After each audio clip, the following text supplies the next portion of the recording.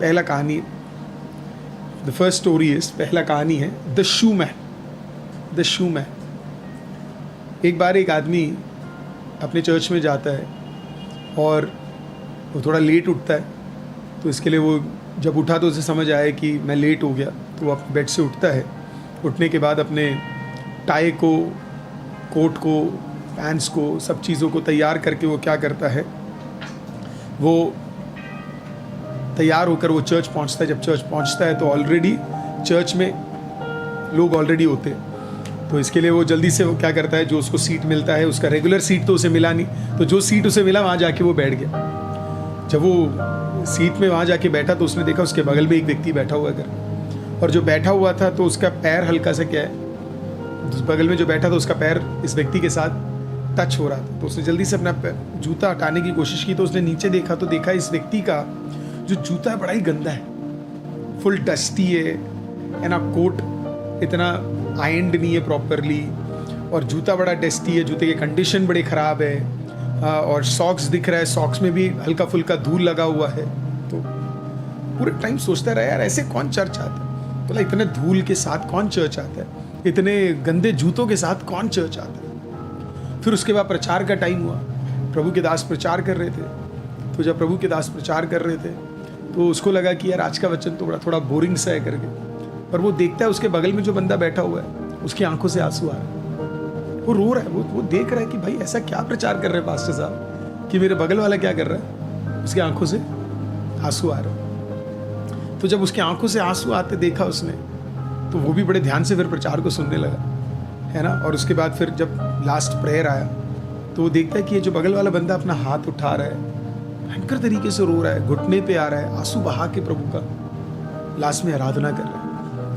तो ये व्यक्ति जब लास्ट में खत्म होता है तो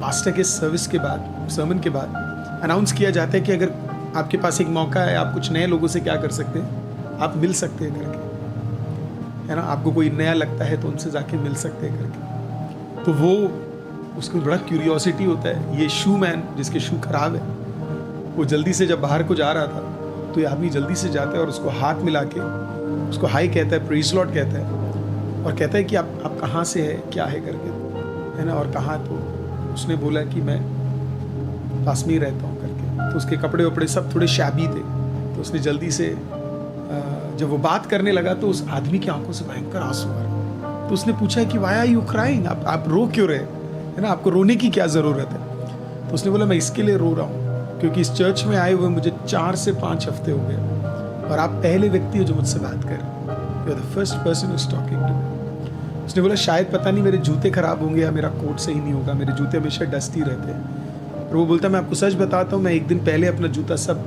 पॉलिश कर लेता हूँ, लेकिन फिर मुझे तकरीबन 4 माइल चलना पड़ता है, और उस 4 मील 7 किलोमीटर चलने की वजह से मेरे जूते डस्टी हो जाते हैं।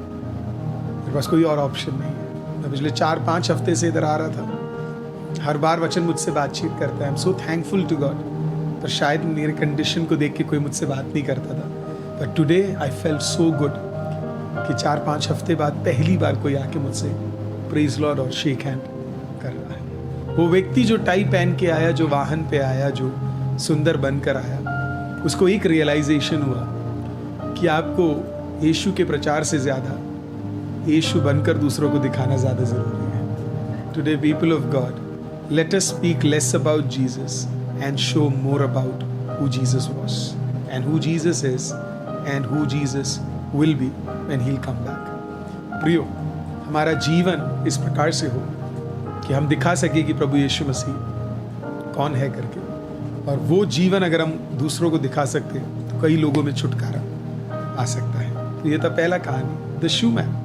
किसी के कंडीशन को देखकर उन्हें जज मत कीजिए, किसी के वस्त्र को देखकर उन्हें जज मत कीजिए, किसी के जूते के कंडीशन को देखकर ये मत सोचिए कि ये क्या बंदा है, क्या पता उसके पास वही एकलौता जूता और वही एकलौता जोड़ी कपड़ा हो, और क्या पता उसके पास वही एकलौती चीज़ हो। तो इसके लिए कभी कभी बड़े प्रचारों से ज़्यादा एक शेक हैंड बहुत बड़े डिलीवरेंस को ले आ सकता है।